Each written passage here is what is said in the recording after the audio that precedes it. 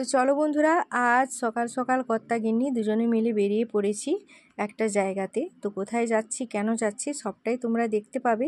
তো তার জন্য তোমাদের আমাদের সাথে থাকতে হবে। তো আজ তো বুধবার, আর এখন বাজে ঘড়িতে ওই সকাল 7টা মতো।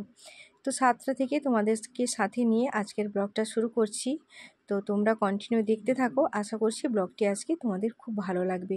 তো আমরা কোথায় এসেছি হয়তো তোমরা অনেকেই হয়তো বুঝতে পেরেছো, কারণ অনেক আমার পরিবারের বন্ধু আছো যারা এই জায়গাটা সম্বন্ধে পরিচিত, আবার অনেকে আছো যারা কিছুই জানো না।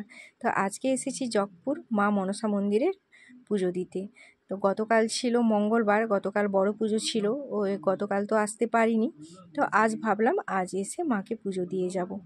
তো এই যে দেখো চলে এসেছি মন্দিরে এখন, আর এখন আমরা একটু পুজো দেওয়ার সামগ্রী কিনে নিচ্ছি। আর এই যেখানে পুকুরটা দেখছো না, পুকুরটা আগে কিন্তু একদম ছোট্ট ছিল, আর এখন কত বড় পুকুর করে দিয়েছে, চারধার বাঁধিয়ে দিয়েছে। তো যখন ছোট ছিলাম আমরা, তো তখন তো মায়ের সাথে হেঁটে হেঁটেই চলে আসতাম, কারণ এখান থেকে আমার বাবার বাড়ির দূরত্ব মাত্র ওই 2 থেকে 2.5 কিলোমিটার মতো হবে। তো সেই জন্য মায়ের সাথে হেঁটে হেঁটেই চলে আসতাম পুজো দিতে। আর বিয়ের পর তো এখন আসাই হয় না মন্দিরে। বিয়ের পর মাত্র আমি একবার না দুবার এসেছিলাম পুজো দিতে। তো আমার ছেলে যখন একদম ছোট ছিল, 6 মাস বয়স ছিল, তো ওর এখানে মানত ছিল, তো মানতের জন্য পুজো দিতে এসেছিলাম। তো তারপর বোধহয় একবার এসেছিলাম, তখন কিন্তু এত কিছু হয়নি, এই যে পুকুর টুকুর বাঁধানো কিছুই হয়নি। তো এখন দেখছি অনেক বদলে গেছে। তো ফোনে ভিডিওতে দেখতাম যে মনসা মন্দিরে অনেক কিছু পরিবর্তন হয়েছে, কিন্তু আজ সামনাসামনি চোখে দেখলাম, সত্যি দেখে খুব ভালো লাগছে। তো এগুলো সব তো গাছে ভর্তি ছিল, আর ছোট্ট মন্দির ছিল, এখন কত বড় লাট মন্দির করে দিয়েছে, কত সুন্দর দেখতে লাগছে। আর এত সুন্দর ফুল দিয়ে সাজিয়েছে পুরো মন্দিরটাকে, ভীষণ সুন্দর সাজিয়েছে, দেখতে অপূর্ব সুন্দর লাগছে। তো ওইদিকে তো আমি পুজোর সামগ্রী কিনে একটু হাতে পায়ে জল নিয়ে এখন লাইন দিয়ে দাঁড়িয়েছিলাম। তো তোমাদের দাদাভাই আমাকে সাইড থেকে ডেকে একটু ভেতর দিয়ে নিয়ে এসে এখানে পুজো দেওয়াচ্ছে, মানে এটা একটু চুগলিবাজি করা হয়েছে, লাইনে না দাঁড়িয়ে ভেতর থেকে আমি পুজোটা দিচ্ছি। তো না হলে কিন্তু অনেকটাই দেরি হয়ে যেত পুজো দিতে, কারণ অনেক লম্বা লাইন ছিল। তো সেই জন্যই তোমাদের দাদাভাই সাইড থেকে ডেকে আমাকে এইভাবে পুজো দেওয়ালো। তো এখন দেখো একদম মন্দিরের সামনে চলে এসেছি, আর কত সুন্দর লাগছে মন্দিরটা। তো এই যে উপরের যে ছাউনিটা দেখছো না, এটা কিন্তু অন্যান্য সময় থাকে না, শুধু ওই মানে পুজোর সময় এই উপরের ছাউনি থাকে, নাহলে কিন্তু মায়ের মন্দির সবসময় খোলাই থাকে, এরকম ছাউনি থাকে না। আর মা মনসা কিন্তু কখনোই ওই ছাউনির মধ্যে থাকতে পছন্দ করেন না, তিনি কিন্তু সবসময় ওই খোলা আকাশের নিচেই থাকতে বেশি পছন্দ করেন। তো এই যে দেখো লোকের ভিড়টা, মানে এই যে লাইন যদি দিতাম, প্রায় এখানে আমাকে 2 থেকে 2.5 ঘন্টা দাঁড়িয়েই থাকতে হতো, লাইন দিয়ে পুজো দিতে হতো। তো যাই হোক, তোমাদের দাদাভাই এই বুদ্ধিটা করেছিল বলে অনেক তাড়াতাড়ি করে আমার পুজো দেওয়া হয়ে গেছিলো। আচ্ছা, তোমরা কে কে এসেছো মায়ের মন্দিরে পুজো দিতে আমাকে অবশ্যই কমেন্ট করে জানিও। আর যারা এখনো পর্যন্ত আসোনি, তো তাদের উদ্দেশ্যে বলবো এসে পুজো দিয়ে যাও। আর কি বলতো, সকালে যেভাবে আমরা ফাঁকা দেখছিলাম, মানে যখন আমরা প্রথমে ঢুকি তখন কিন্তু অনেকটাই ফাঁকা লাগছিল, কিন্তু এখন পরপর যত বেলা হচ্ছে তত কিন্তু ভিড়টা বেড়ে যাচ্ছে। গতকাল তো প্রচুর ভিড় ছিল।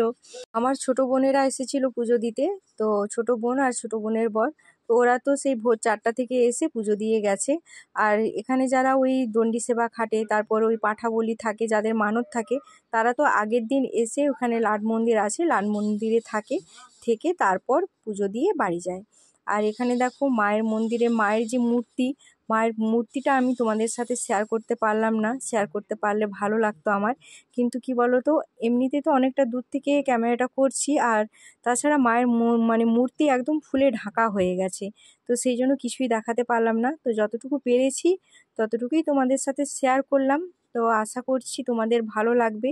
তো তোমাদের কেমন কি লাগলো অবশ্যই তোমরা কমেন্ট করে জানিও। তো এখন আমাদের পুজো দেওয়া হয়ে গেছে, আর এটা হলো মায়ের মন্দিরের মেন গেট। তো এখান দিয়ে প্রবেশ করা হয়। তো মন্দিরটা এত সুন্দর সাজিয়েছে গেটটা, তোমরা দেখো ফুল দিয়ে, আর এত সুন্দর মানে মূর্তির যে কারুকার্যগুলো আছে এত সুন্দর দেখতে, ভীষণই সুন্দর লাগছে। রঙগুলোও খুব সুন্দর করেছে। সব মিলিয়ে সত্যি দারুণ লেগেছে, মানে আমার তো ভীষণই ভালো লেগেছে। কারণ এত কিছু হওয়ার পর এই আমি প্রথম এলাম। মানে যখন মায়ের সাথে আসতাম তখন কিন্তু এই জায়গাগুলো পুরো গাছে ভর্তি ছিল, এত দোকানদানি তো ছিলই না। এমনকি এই যে বড় পুজোর সময় মানুষ যে জল খাবে, খাওয়ার জলটুকুও পেত না। ওই যে পুকুরটা দেখেছো, ওই পুকুরের জলই মানুষ খেত। এতটাই মানে ব্যবস্থা তখন খারাপ ছিল। কিন্তু এখন তো অনেক উন্নত ব্যবস্থা হয়ে গেছে, জলের ব্যবস্থা হয়ে গেছে, বাথরুমের ব্যবস্থা হয়ে গেছে, বাঁধানো ঘাট, খুব সুন্দর মন্দির। সত্যি দেখে খুব ভালো লাগছে। আর মনে মনে ভীষণ আফসোস হচ্ছে যে এত সামনে, বাবার বাড়ির এত সামনে মন্দির, এতবার আসি যাই কিন্তু কখনো মায়ের মন্দিরে এসে ঢোকা হয়নি। সেটা তোমাদের দাদাভাইও বলছিল, আমিও বলছিলাম। কারণ সত্যি এত কিছু হয়েছে, তারপর এই প্রথম আমরা এলাম মায়ের মন্দিরে পুজো দিতে। অনেক দূর দূরান্ত থেকে মানুষ এসে পুজো দেয়, আর অথচ আমাদের বাড়ির সামনে থেকেও আমরা আসিনি পুজো দিতে। মানে এগুলো নিয়ে তোমাদের দাদাভাই আর আমি করে কথা বলছিলাম, আর ভীষণ আফসোসও করছিলাম। আখের রস খাওয়ার পর একটু টিফিন করব বলে বসে পড়েছি। তো এখানে সমস্ত কিছুই নিরামিষ পাওয়া যায়, আমিষ কিছুই পাওয়া যায় না। তো সেই জন্য একটু পিঠায় পরোটা, ঘুগনি আর মিষ্টি করে নিয়ে নিলাম দুজনে। আর দুজনে খেয়ে দিয়ে এখন বাড়ির উদ্দেশ্যে রওনা দিলাম। তো দুই দিকে দোকান আর মাঝে রাস্তা, আমরা বাড়ি ফিরছি। তো চলো বন্ধুরা, আজকের ব্লগটা তাহলে এখানেই শেষ করছি। আর আজকের ব্লগটা তোমাদের কেমন লাগলো অবশ্যই কমেন্ট করে জানিও। আর তোমরা যারা এখনো পর্যন্ত মায়ের মন্দিরে আসোনি, তো তোমরা যারা আসোনি অবশ্যই মায়ের মন্দিরে এসে একবার পুজো দিয়ে যেও। তো চলো আজকের মতো টাটা বাই বাই। সবাই ভালো থেকো, সুস্থ থেকো, নিজের খেয়াল রেখো, নিজের পরিবারের খেয়াল রেখো। আবার দেখা হচ্ছে আগামী আরও একটি নতুন ব্লগের সাথে।